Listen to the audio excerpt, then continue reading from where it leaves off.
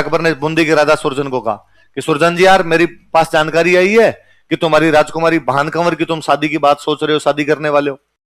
और उसने कहा जी सर, जी जी जी एकदम सही बात है, और भानकंवर की शादी की बात चल रही है, हम शादी करने वाले हैं उसकी। तो कहा जहांगीर से सगाई कर दो। किससे सगाई कर दो? अब सुरजन जहांगीर के साथ सगाई करना नहीं चाहता, तो सुरजन फंस गया। यदि अकबर को अकबर के दरबार में मना कर दे कि मैं तेरे बेटे से मेरी बेटी की सगाई नहीं करूंगा, तो अकबर शाम से पहले पहले पकोड़े बना खा जाए। वहां बैठ के आप उसके घर में कैसे मना कर सकते हो उसको? तो सुरजन को भगवान जाने क्या दिमाग में आया, और सुरजन ने हाथों हाथ कहा कि सर मैंने सगाई कर दी। अकबर उसको चेहरे से पता चल गया कि झूठ बोल रहा है। अकबर ने काउंटर क्वेश्चन किया हाथों हाथ, किससे कर दी? और उसने बेचारे ने देखा कि दरबार में सारे के सारे हेड डाउन करके बैठे हुए थे। एक कल्ला रायमलोट टांग पे टांग दे के मुझों को बंट लगा रहा।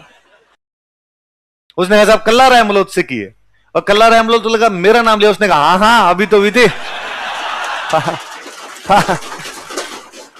कल्ला रायमलोट लगा फोकट में सगाई हो रही है, ये कौन सी कम है? नहीं सर अभी अभी अभी हुई थी, हमारे तो 5-7 दिन पहले ही हुई थी। अकबर को साफ साफ पता कि सुरजन भी झूठा है, कल्ला रायमलोट भी झूठा है, पर लड़की का बाप कहे कर दी, जिसे अभी वो कहे मेरे से कर दी, फिर आप क्या कर सकते हो? तो अकबर बेचारा झूठी हंसी लेके आया चेहरे पर। उसने कहा क्या यार कल्ला जी, यूं गुपचुप आजकल तो सगाइयां, अच्छा डर गए कि पार्टी ना देनी पड़ जाए? और कल्ला रायमलोट ने कहा कि नहीं नहीं सर, वो थोड़ा ग्रह नक्षत्र का चक्कर था, पंडित जी ने कहा अभी की अभी करनी पड़ेगी, बाकी पार्टी से कोई डर थोड़ी लगता है, शाम को जाओ 8 बजे बोतल खोल लेंगे आज। कौन अरे पीछे ये असुरों वाली हंसी कौन हंस रहा है? तो पर अकबर से ना होता ना कई बार कि भाई अपनी बेइज्जती हो जाए, अपने को पता भी चल जाए कि बेइज्जती हुई और इसका लोगों को भी पता चल गया, तो अकबर से वो रहा नहीं गया, उसका मूड ऑफ हो गया। और अकबर ने कहा कि यार मेरी थोड़ी तबीयत सी खराब लग रही है, एक बार अपने दरबार कैंसिल करते हैं, 10 दिन बाद मिलेंगे, 10 दिन की छुट्टी है, जाओ घर।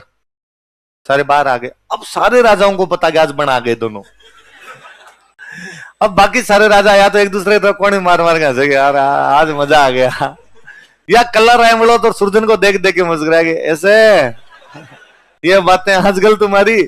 तो सुरजन ने कल्ला रायमलोट को साइड में लिया और उसने कहा बातों बातों में सही, लेकिन मैंने मेरे राजकुमारी की सगाई तेरे साथ कर दी, अब तू फटाफट बूंदी जाके वास्तव में सगाई करके आजा, वरना अकबर को कल को पता चल गया और कोई बखेड़ा खड़ा कर देगा। कल्ला रायमलोट रातों रात 7 समंदर पार करता हुआ बूंदी आता और किसे सगाई करके चला जाता है। अब 10 दिन बाद दरबार वापस लगा, कल्ला रायमलोट फिर सामने जाके बैठा। अकबर को कल्ला रायमलोट सुहा है नहीं, तो अकबर ने कल्ला रायमलोट का ट्रांसफर कर दिया लाहौर। कहां कर दिया कि इसको आगरा मत रखो, मेरे सामने रहता मेरा मूड खराब होता है, तो कहां भेज दो? लाहौर। अच्छा लाहौर में एक पहले से गवर्नर था, भाई हर राज्य में क्या बनाया जाता है? गवर्नर, हिंदी में बोलते सूबेदार। क्या बोलते? राज्य, राज्य को बोलते सूबा, राज्य क्या बोलते? तो जिसको सूबा मिलेगा वो क्या हो जाएगा? सूबेदार। तो पहले एक सूबेदार था, तो जैसे मुख्यमंत्री था वहां पे, तो इसको बना के भेज दिया डिप्टी, सचिन पायलट उप मुख्यमंत्री बना के भेज दिया, भाई तू चला जा वहां पे। अच्छा कल्ला रायमलोट वहां पे उप सूबेदार बन के गया, डिप्टी गवर्नर बन के वहां पर गया, लेकिन उस गवर्नर से कल्ला रायमलोट की बनी नहीं, और थोड़े दिनों बाद कल्ला रायमलोट ने गवर्नर को मार दिया। आप अपने सीनियर को मार देते हो, क्या यह राजा की आज्ञा का उल्लंघन नहीं है? वायलेशन है कि जो ऑर्डर आपको दिया था आप पालन नहीं कर रहे, उल्टा अपने सीनियर को मार देते हो। कल्ला रायमलोट जानता था कि अब अकबर फांसी लगाएगा, कल्ला रायमलोट अपने चुपचाप लाहौर छोड़ता है, सिवन आ जाता, सिवन आके बैठ गया। अकबर ने कोई एक्शन ही नहीं लिया, अकबर चुपचाप बैठा है। उल्टा 3-4 महीने बाद अकबर ने कल्ला रायमलोट को बुलाया कि कल्ला जी मेरे से आगे मिलो एक बात। कल्ला रायमलोट मिलने के लिए गया, तो अकबर सामने गया, जाके गले लगा कि शाबाश मेरे चीते, क्या मारा यार लाहौर में उस गवर्नर को, सारे समाचार हैं, और मैंने इसीलिए भेजा था तेरे को, वो लिचड़ आदमी था, मरना ही था उसको, और आपका प्रमोशन, आप गवर्नर हो। कल्ला रायमलोट बैठा बैठा सोचेगी यार मामला गंभीर है, अकबर इतना सीधा है नहीं जितना सीधा बनने की कोशिश कर रहा है। और बताओ कल्ला जी घर के क्या समाचार है? साहब दया है, बादशाह की जिस पे कृपया हो जाए उस आदमी क्या दिक्कत हो सकती है? घर परिवार सब राजी खुशी है, सब सही है। तुम्हारी तबीयत ठीक रहती है? हाँ। मैंने सुना है तुम अपनी बहन के लिए कोई लड़का देख रहे हो। हाँ। और कल्ला जी को लगेगा अच्छा दुख है पेट बतावे माथो, कि दर्द तो कहां पे हो रहा है? पेट में। आदमी बता क्या रहा है? माता, कि सर दर्द हो रहा है मेरे, समस्या गंभीर है इसके। और कल्ला ने कहा कि हाँ साहब, तो इसीलिए मैं तो लाहौर से सिवाना गया था कि बहन के लिए लड़का देख रहे हैं, तो जहांगीर है, जहांगीर के साथ में तुम्हारी बहन की सगाई करो। अब कल्ला फंस गया। कल्ला समझता था कि अकबर उस बात का बदला लेना चाहता है कि बूंदी वाली राजकुमारी के टाइम तू बीच में आ गया था, अब ले मैं तेरी बहन की शादी किसके साथ कर दूंगा। और कल्ला रायमलोत ने वैसे कहा कि सर बात तो सही है आपकी, मैं मेरी बहन की सगाई जहांगीर के साथ कर दूंगा और मेरे लिए तो अच्छी बात है कि इतने बड़े घराने में इतने बड़े बादशाह के बेटे के साथ बहन की शादी करूंगा। अगर हम तो गरीब आदमी हैं, आप छोटे मोटे सामंत है, आप बादशाह हो, किसी बड़े बादशाह में, बड़े राजा में, बड़े सुल्तान में, नवाब में कहीं रिश्ते करो। कहा छोटे मोटे रिश्ते कर रहे हो? कितना यूं अजीब सा लगेगा कि साहब दिल्ली का मुगल बादशाह और उसका बेटा सिवाना शादी करने के लिए गया। अकबर ने कहा नहीं, अमीर गरीब की क्या बात है, लड़की में गुण अच्छे होने चाहिए। गांव में घर वाले ऐसे डायलॉग देते हैं ना, है ना, हमें कोई दहेज वेज नहीं चाहिए रे भाई, हमें तो लड़की अच्छी चाहिए, 2 जोड़ी कपड़ों में लेके आ जाएंगे। बाद में लिस्टें बना बना के भेजते हैं क्या क्या चाहिए। शुरुआत में फर्जी फर्जी बातें करते हैं, बाद में एक एक के यूं हमारे तो टावरों के भी इतने कपड़े भेजो, डोकरों के भी कपड़े भेजो, है ना, मरने वाला आदमी होता है, पैर लटक रहे हैं कब्र में, इसकी भी धोती भेजो, कहां पहना होगा इसको धोती। तो ऐसे करते रहते हैं। तो अकबर ने वैसे डायलॉग दिए और कल्ला रायमलोत ने वैसे कहा था। अकबर ने कहा नहीं नहीं भाई कोई दिक्कत नहीं है हमारे तो कल्ला रायमलोत ने कहा ठीक है साहब, पर मेरे पास अभी ब्याह करने के पैसे नहीं है। उसने बहाने तो खूब बनाए। तो अकबर ने कहा जीते पैसे चाहिए ले जा। अब कल्ला रायमलोत ने वहां से लिए पैसे, यहां पे आगे सिवाना किले का पुनर्निर्माण करवाया, ऊंचा ऊंचा करवाया आपने सिवाना किला। फिर अकबर के पास मैसेज किया कि सर बारात भेज दो, लेकिन ध्यान रखना बाराती कम भेजना, मेरे पास ज्यादा बाराती रुकवाने की सामर्थ्य इतनी ताकत नहीं है। अकबर ने कहा एक तो जहांगीर आएगा और केवल 4 दोस्त आएंगे साथ, 5 आदमी तो रुकवा ही लेगा। उसने कहा नहीं सर ऐसे 10-11 भी भेज दोगे तो कोई दिक्कत नहीं। अकबर ने कहा मैं तो खुद ही नहीं आ रहा, जहांगीर और जहांगीर के दोस्त आ जाएंगे, इनकी व्यवस्था तू कर लेना, शादी करके भेज देना। और ज्यादा दिक्कत आए तो तेरा ताऊ मोटा राजा उदय सिंह जोधपुरी तो बैठा है, तो आइस वाइस कम पड़े तो वहां से मंगवा लेना तू तो। भाई जहांगीर की बारात है सिवाना, बारात का स्वागत जब करते हैं बारात के सामने मिलने के लिए जाया करते हैं, उसको बोलते हैं सामेड़ा। अभी वो तो गांव वाले तो सब जानते हो आप, सामेड़ा करते हैं शादी ब्याह के अंदर। अब भाई जहांगीर सिवाना में बाहर आके बैठे, पहले क्या बारात गांव के बाहर रुकती और गांव के बाहर वहीं जाके सामेला करके फिर लेके आते। आजकल तो क्या सीधी आई जाती है बारात, वहां पे फिर जाके करते हैं। तो जहांगीर बाहर आके रुका हुआ एकदम, जहांगीर बैठा है, जहांगीर के चारों दोस्त उसके साथ बैठे, दोस्त जहांगीर से ज्यादा तैयार होके बैठे। और ये पता नहीं क्यों होता है कि दूल्हे के दोस्त दूल्हे से ज्यादा तैयार होते हैं, कि दूल्हे के दोस्तों को गलत फहमी होती है कि सेंटर ऑफ अट्रैक्शन हम है, जबकि ऐसा होता नहीं है। सेंटर ऑफ अट्रैक्शन केवल एक बंदा होता है, वो कौन होता है, दूल्हे। दूल्हे के साथ में जो होते हैं वो बोले कितने तैयार हो जाए लेकिन फिर भी उनको कोई देखता। और वैसे भी दूल्हा इंटेलिजेंट होता है, दूल्हा हमेशा अपने साथ उन दोस्तों को रखता है जो शकल में बूढ़े होते हैं। दूल्हा जानता है कि यार अच्छे दोस्तों को रख लिया, हैंडसम रख लिए, तो फिर अपने कौन देखेगा। तो यदि आपका कोई दोस्त दूल्हा बनते टाइम आपको कहे कि तू मेरे साथ रहना, इसका मतलब समझ लेना कि उसकी नीयत कैसी है। वो ये सोच रहा है कि बूढ़ा आदमी है, ये मेरे साथ रहेगा तो इसको तो कौन देखेगा। तो आप कहना कि नहीं भाई मैं और कोई भी काम कर लूंगा तेरी शादी में, लेकिन तेरे साथ में तो जहांगीर बैठा है, चारों दोस्त 2 इधर बैठे 2 इधर बैठे, जोधपुरी कोट पैंट पहन के ऊपर तक बटन बंद किए हुए, डीओ छिड़क के आए हुए, तैयार होके बैठे। कल्ला रायमलोत गया 50 एक आदमी लेके अपने, जहांगीर के गले में जूतों की माला पहने, चारों को कूटा पकड़ के 500 कूटा इनको शानदार वाला सा। अब भाग गया, कहते ना तेरे बाप को जाके नहीं की शादी में। जहांगीर बेचारा बागार, पहला एसटीडी पीसीओ मिला उसी से फोन किया कि पापा कहां भेज दिया आपने। अरे वो कल्ला रायमलोत के पास भेजा के कूटा उसने हमें, मेरे दोस्तों की शेरवानियां फाड़ दी, सबकी मुर्गे बना रखे हैं उनको। हाँ भाई मुगल शहजादे की इस प्रकार बेइज्जती नहीं कर सकते। अब अकबर ने मोटा राजा उदय सिंह के पास मैसेज किया कि मोटा राजा उदय सिंह मैं नहीं जानता तू कैसे करेगा, साम दाम दंड भेद येन केन प्रकारेण, कल्ला रायमलोत की लाश चाहिए। 1589 में अकबर की तरफ से इधर से कल्ला, ये मोटा राजा उदय सिंह सिवना पर अटैक करते हैं। कहां पर अटैक करते हैं? कल्ला रायमलोत तैयार था, वो साका करता है। यहां पे क्या करता है? जब लगे कि हम जीत नहीं पाएंगे लेकिन हम झुकेंगे भी नहीं, अपने आन बान शान की रक्षा के लिए जो युद्ध किए जाते हैं उनको युद्धों क्या बोलते थे? ये सिवना का दूसरा साका था। पहला साका 1308 में सातल और सोम कर चुके थे, पढ़ा था हमने। ये सिवना का दूसरा साका था, 1589 में होता है। साके में 2 चीजें होती है, बताओ क्या क्या? जौहर की बात आई तो कल्ला रायमलोत की तो शादी नहीं हुई थी, अभी तक सगाई हुई थी। किसके साथ हो रखी थी? भान कंवर बूंदी से सिवाना मैसेज करती है कि कल्ला जी मैंने सुना है कि तुम वहां साके की तैयारी कर रहे हो, पर यदि तुम्हारे वहां साका होगा तुम्हारे जोहर कौन करेगा? तुम तो शादीशुदा ही नहीं हो। कल्ला रामलोत ने कहा कि हाँ सही बात है, यदि मैं शादीशुदा होता तो मेरी रानी जोहर करती, लेकिन अब चूंकि मैं शादीशुदा नहीं हूं तो घर की जो भी सीनियर महिला है वो कर लेगी। तूने कहा क्यों, दूसरी क्यों कर लेगी, मैं हूं तुम्हारी रानी। हिंदू धर्म कहता है कि सगाई अपने आप में आधा विवाह है, मुझे लेकर जाओ तुम। कल्ला रामलोत बूंदी जाता है, एक राजकुमारी जिसकी अभी तक शादी भी नहीं हुई थी, एक राजकुमारी जो किसी एक राजकुमार से केवल और केवल सगाई के बंधन में बंधी हुई थी, वो सिवाना आती है अपनी मर्जी से, यहाँ पे आके जौहर का नेतृत्व करती है। तो जौहर किसने किया? केसरिया को लीड कौन करता है बाद में?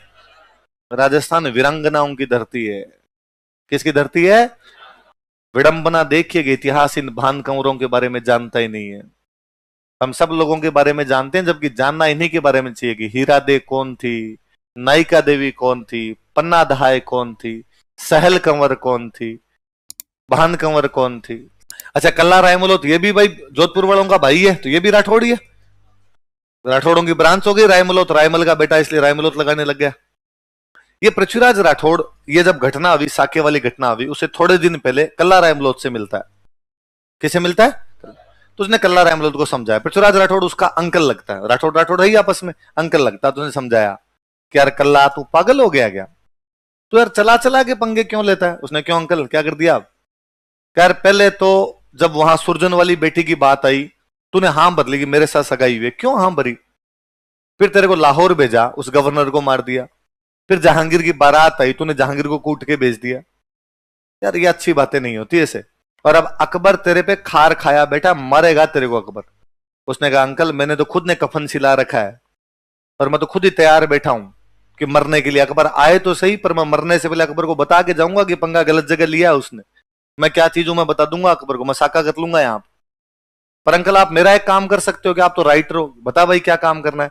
क्या आप मेरे मर्सी लिख दो। क्या लिख दो मेरे? क्या लिख दो? किसी के मरने के बाद उसकी याद में कोई दोहा कविता वगैरह लिखा जाता, कोई गीत लिखते, उन गीतों को क्या बोलते? कोई युद्ध में लड़ता हुआ मारा गया, उसकी ब्रेवरी पर, उसकी बहादुरी पर, उसकी वीरता पे जो दोहे लिखे जाते उन दोहों को क्या बोलते? तो कभी कोई युद्ध में लड़ता हुआ मारा जाता, उसके बाद उस पर जब दोहे लिखते उन दोहों को क्या बोलते?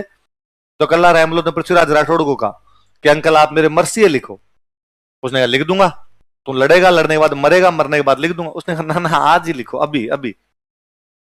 अरे तो मरने के बाद लिखे जाते हैं इसलिए नाम है मर्सी, अभी लिखूंगा फिर तो जिंदा सी हो गए।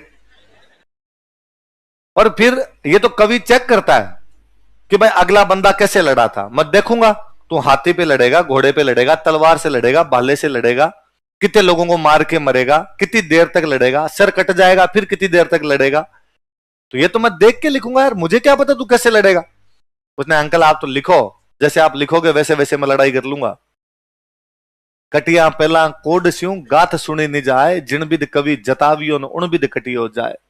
उसने कटने से पहले अपने कटने की सारी कहानियां सुन ली थी, जैसे जैसे कवि ने लिखा था वैसे वैसे वो कट के मर गया था।